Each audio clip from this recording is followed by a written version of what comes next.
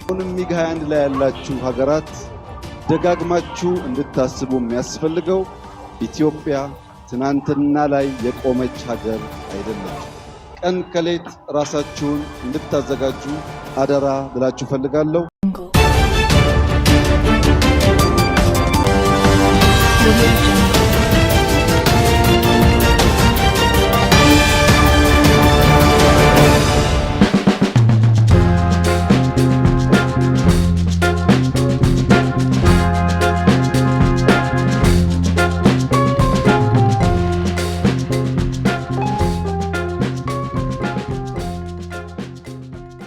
ሱ30 JC10 ወይም ከዚያ ያለፉ ቴክኖሎጂዎች ሲጠሩ ይሄ ደግሞ ምንድነው ብላችሁ ግራ የሚገባችሁ አሁንም ሚግ 21 ላይ ያላችሁ ሀገራት ደጋግማችሁ እንድታስቡ የሚያስፈልገው ኢትዮጵያ ትናንትና ላይ የቆመች ሀገር አይደለች። ኢትዮጵያ ነገን ለመዋጀት አበክራ የምትሰራ ሀገር ናት። የማንንም አትፈልግም። የራሷን በየዋህነት በተላላ በአጭር ጊዜ ድል አሳልፋ አትሰጥም። የተሰጠ ካለም ማወራረዷን አትተው። በኢትዮጵያ ውስጥ ብልጽግናን እናረጋግጣለን። በኢትዮጵያ ውስጥ የጀመርነው እድገት ምንም አይነት ፈተና፣ ምንም አይነት እንቅፋት ያፈጥነዋል እንጂ አያቆመው። በኢትዮጵያ ውስጥ ተረጂነት ታሪክ ይሆናል።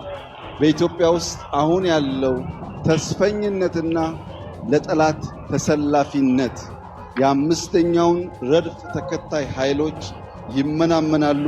የኢትዮጵያ ሰላም፣ የኢትዮጵያ አንድነት፣ የኢትዮጵያ ብልጽግና በኢትዮጵያውያን በጋራ ትብብር የሚረጋገጥ ይሆናል።